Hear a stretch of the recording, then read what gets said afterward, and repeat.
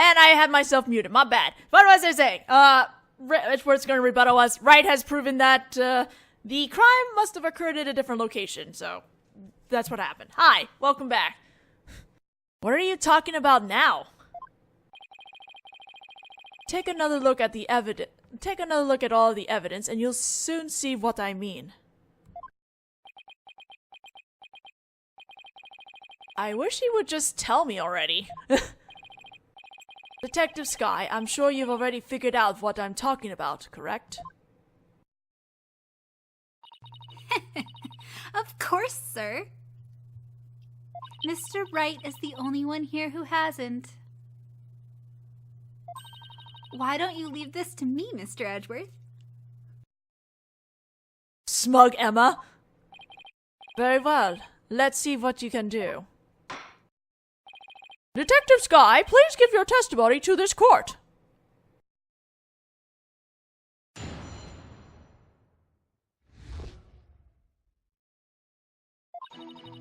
The victim could not have been killed before the reception. The autopsy report states that the estimated time of death was after the reception. And that estimated time of death is correct. There is no way it could be wrong. Okay, that was a short testimony. It's clear Mr. Gloomsbury was killed after the reception, and that completely contradicts your claim. I guess so. Tell me you look at least a cursory glance at the autopsy report, Mr. Wright. It appears you've grown rusty since our last outing. Hey, you know, might I suggest you go back and brush up on the basics? Sure, though I must say, you're as cocky as ever, Mr. Edgeworth. I beg your pardon? You know, the time of death could be manipulated, and we know how we could do that. But what are you trying to say, Mr. Wright? I'm just saying that I'll go back to basics, if that's what Mr. Edgeworth wants. I'll prove how badly he's underestimating me with a good old-fashioned cross-examination.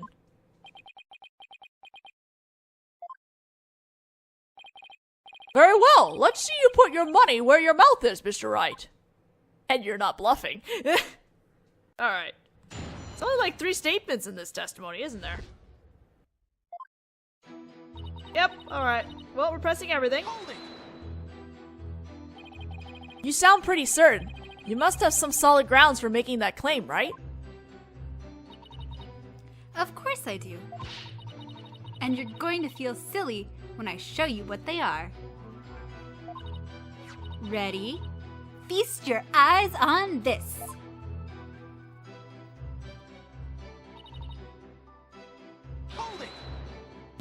They're so dead set on that autopsy report. I read the autopsy report too, you know. Then you don't need me to explain it to you, right? How there's no way the victim could have been killed before the reception, I mean. Detective Skye, I think you've overlooked something big. I have? Why don't you take another look at the evidence? But I've already looked at all the evidence, and quite carefully too, I'll have you know. Detective Skye, do not be taken in by his verbal antics. He is simply bluffing, as always. I am totally not bluffing here. Right, sir.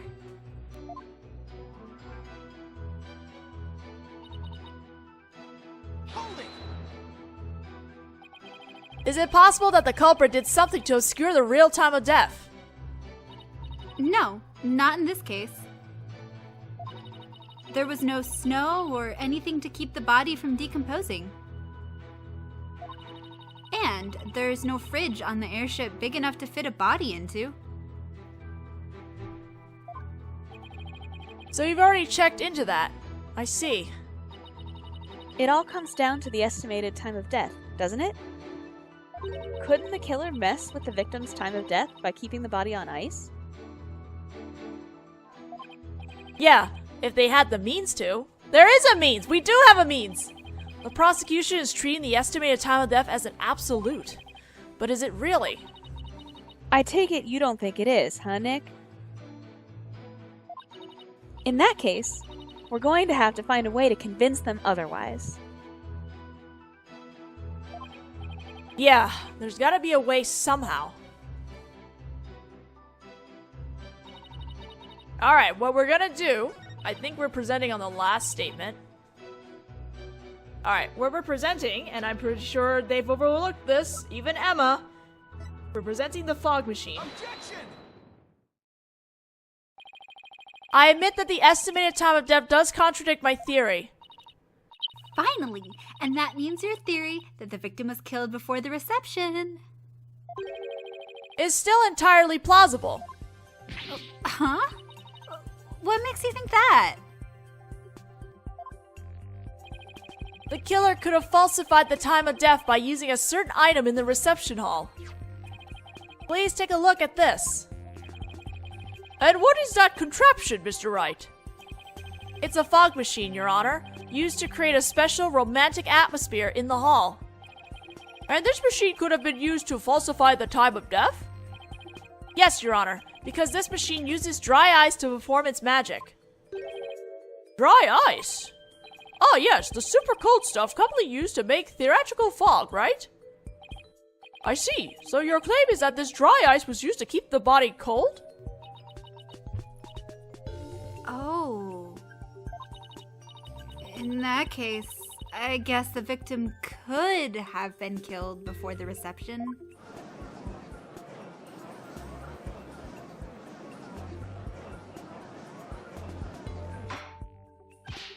Order! Order in this court! Well, Mr. Edgeworth, what do you have to say about this development? That the victim was killed in the hold before the wedding reception? The prosecution acknowledges the possibility of this claim. Now we're getting somewhere. The prosecution would also like to thank you, Mr. Wright. Huh? For what? I didn't know how a certain piece of evidence fit into this case, but now thanks to you, I do. What piece of evidence? Uh-oh. To get into the hold, one needs a key card like this one. And here we have a record of those who've entered the hold with such key cards. The times aren't specified, but these are the last 3 entries on the day of the murder. And as you can see, the last person to enter the hold that day was the defendant. Was it her? What? Because we all know Larry might have dropped that card. I don't know how he got access to, like, Ellen's card, but I'm pretty sure Larry had the card at one point. So the one who moved the body out of the hold must have been... That's right. It was none other than the defendant.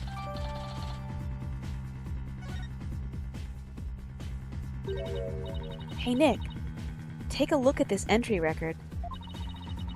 There are a couple of other names on here besides Ellen's. Hey, you're right. According to the entry record, Mr. Edgeworth, Pierce Nicody had also gone into the hold. Isn't it possible that he could have been the culprit?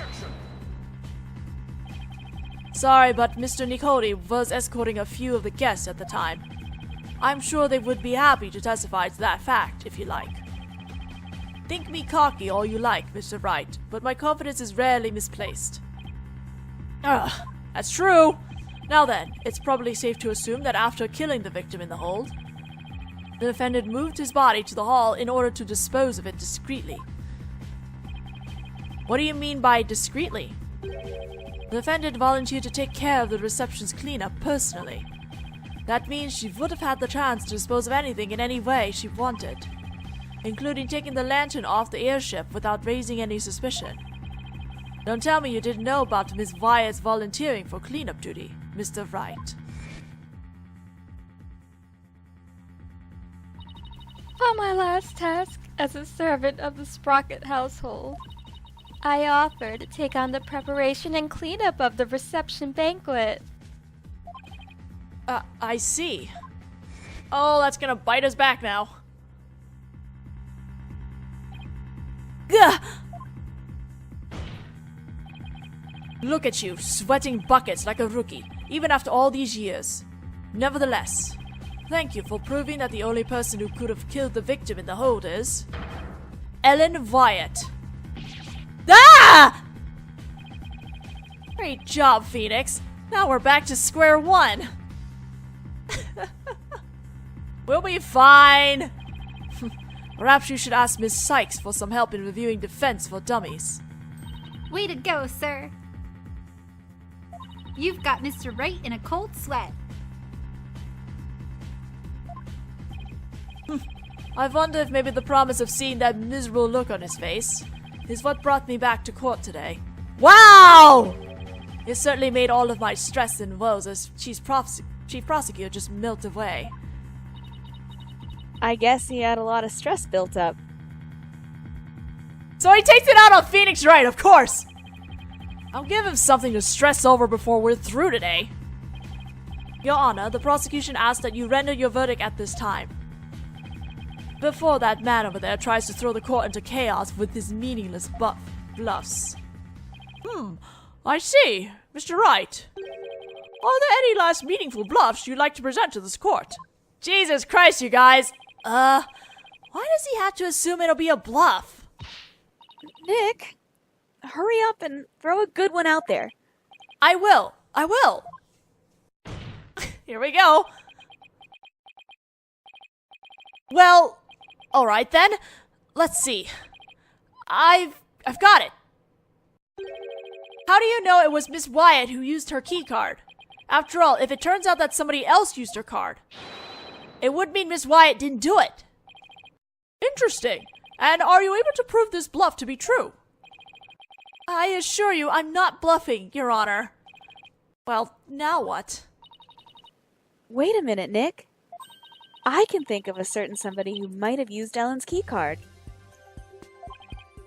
You can? Phoenix! Remember? The one who was sneaking around the hold in spite of not being a family member? Oh, that's right. Your Honor, the defense would like to call a certain witness to the stand. I need the testimony of this person who may have entered the hold with Miss Wyatt's card, Larry Butz. That's your witness? Are you saying that numbskull was on the airship? He never breathed a word about that to me. That's not surprising because Mr. Nick Hody told him to keep quiet about it. But Mr. Butz himself admitted it to me. He claimed to have found a way to sneak into the Flying Chapel's hold to see Miss Wyatt. This photo he took and gave to me is proof. Then was it he who moved the lantern with the body inside to the reception hall? You know as well as I that with him, anything is possible. And this is one possibility we should definitely look into. I can't believe this. What in the world is he doing mixed up in this? Come on, Mr. Edgeworth. Remember what we've been saying since elementary school?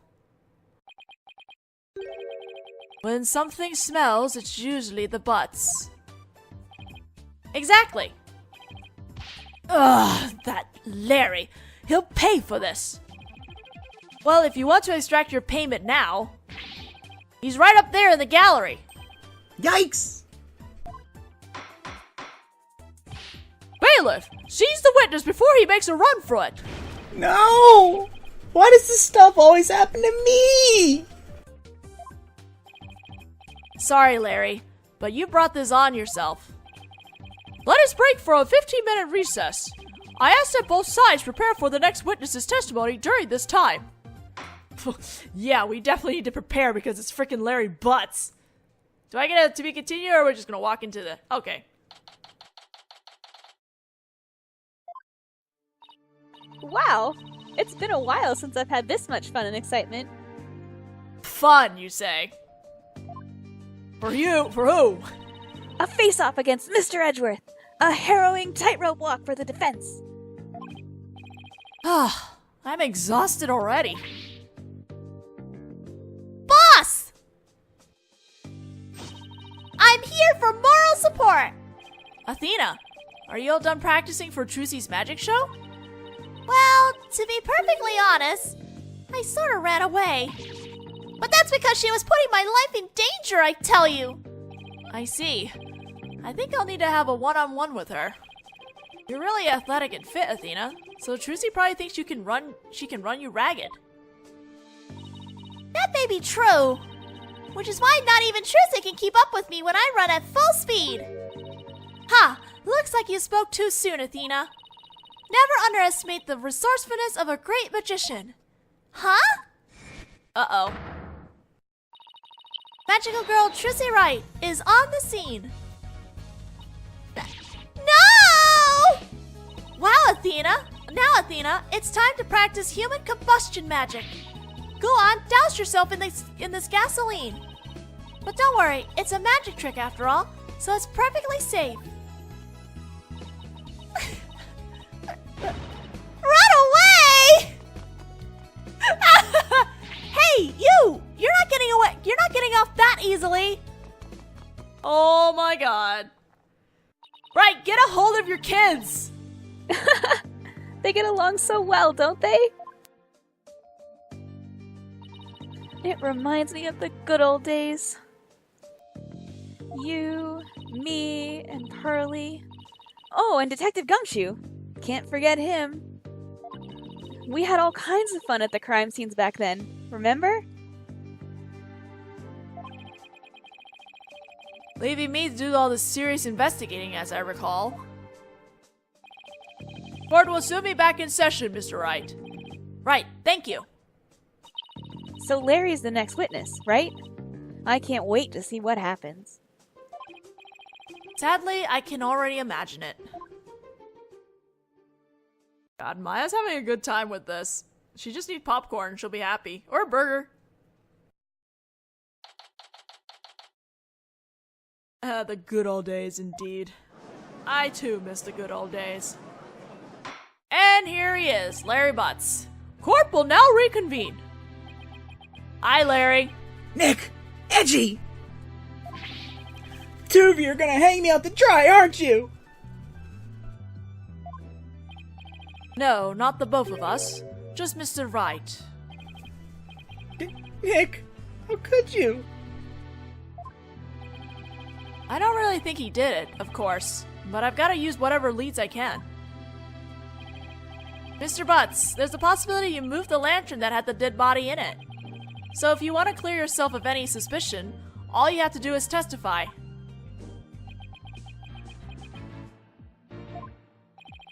Now then, your testimony please, witness.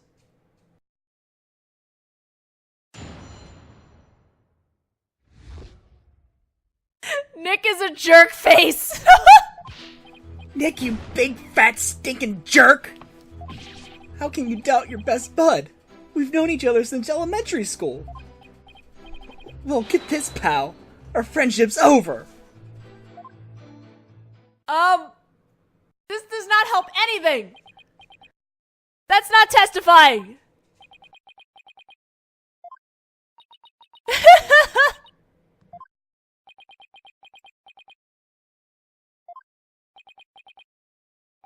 Well, go ahead, Mr. Wright. He's all yours.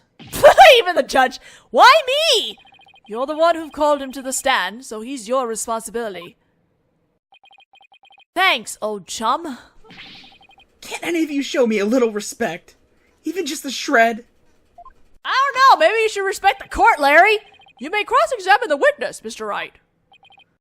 I would, if there were any testimony to cross-examine. Okay, we have to press every statement to get him to, say something. Larry, please. Hold it. Come on, Larry. Can't you please give me something real to work with? Don't think I don't know about your tricks. If I say something careless, you're gonna shove some evidence at me with a loud objection! And a super smug look on your face. Yeah, well, that is my job.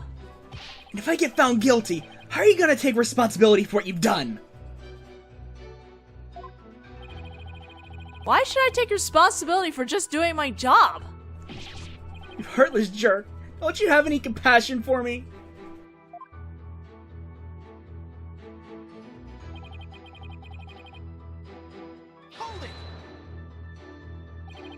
I'm sorry, Mr. Butz, but if it wasn't Miss Wyatt that entered the hole with that card, then you're the most likely suspect.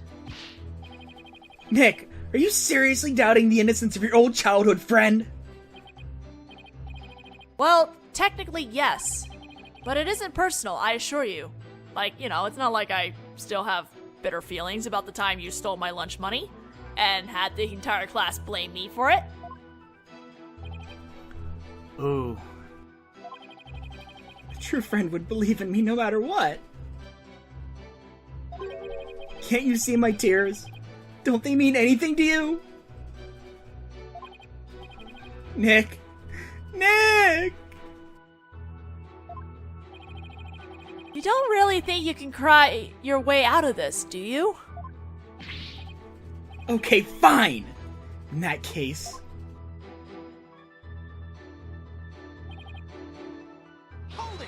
Friendship over. Larry, listen to me. Shut up! I'm not talking to you anymore!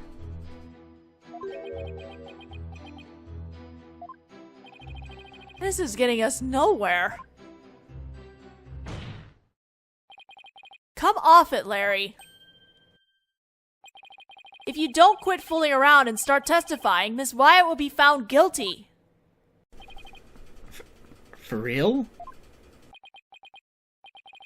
If no new information comes out of this cross-examination, then yes, Mr. Butz, for real. Not that I would have a problem with that myself. Of course you wouldn't. Larry, just tell us the truth already. Did you or didn't you go into the hold and move a lantern up to the reception hall? I never moved any bowl lantern, I tell ya. Bull lantern? What? Did I say something weird? You told me that you didn't attend the wedding reception. Can you believe they told me only family and relatives could attend? They wouldn't even let me into the reception hall!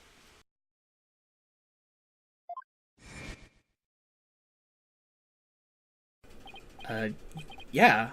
So what? Then that's odd. No one in this courtroom ever mentioned the sex of the lantern that was moved. So how could you know that it was a bull lantern? You didn't have to actually go to the reception to know that. Anyone could tell there were two Pegables by looking at the Flying Chapel's pamphlet. All I can tell right now is that there's a strong sense of bull in the air in here. Please add that last statement to your testimony, Mr. Butz. There were no two Pegables, though.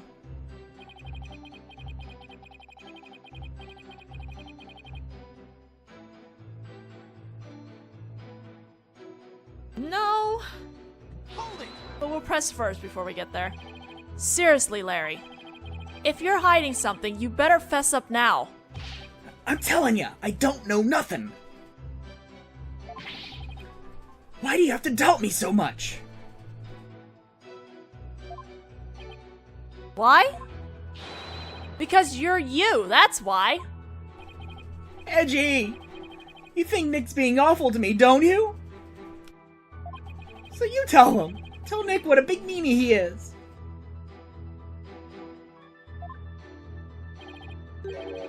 I would if I thought he was being one. Not you too! Why doesn't anyone ever take my side? I wish I didn't have to doubt him. But something about what he just said doesn't add up. You finally got a decent statement out of him, huh, Nick? Yeah, finally. It sure took a lot of work, though. I hope all of this leads somewhere.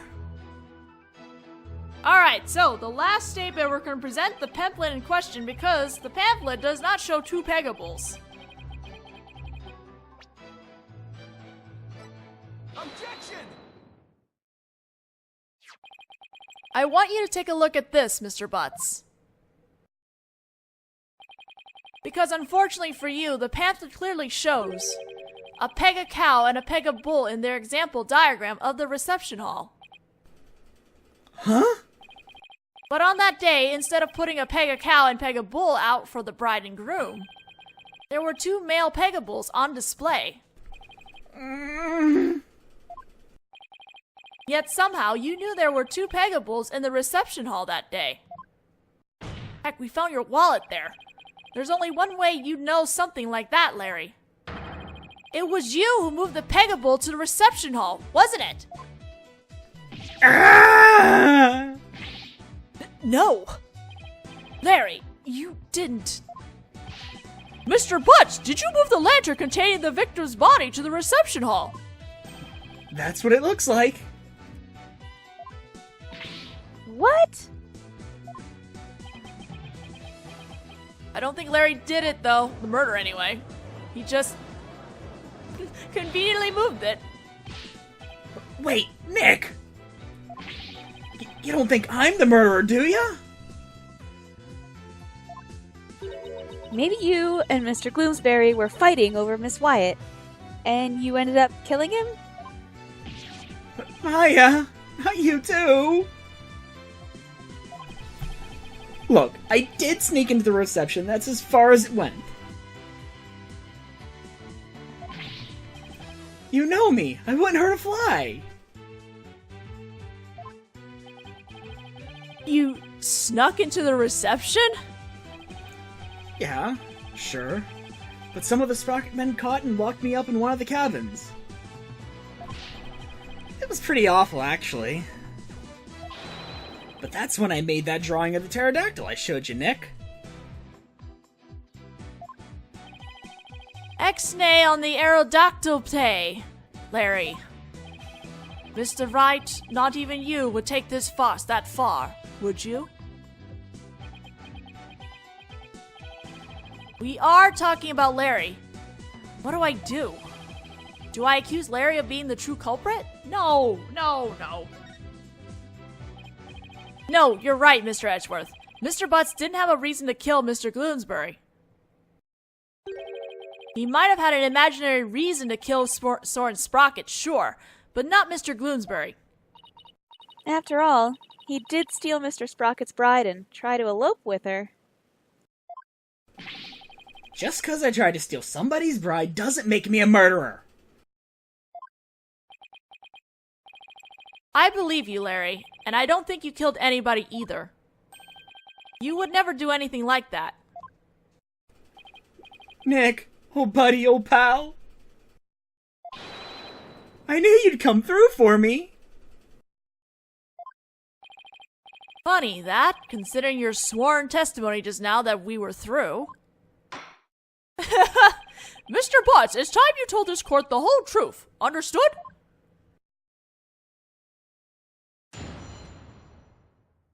I think we can only hear his testimony because we're almost out of time. It's just like Nick said. I'm the one who moved the lantern.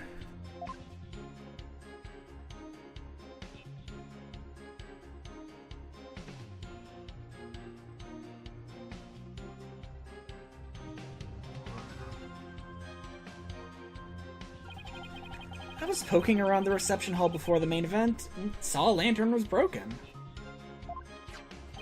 There was a note on it that said, "Exchange with the one in the hold, Ellen." So I decided to do Ellie a favor. Uh-oh, that note might imply something. So you switched the lanterns before the reception, did you? Then that means the victim really was killed before the reception. This is a little concerning.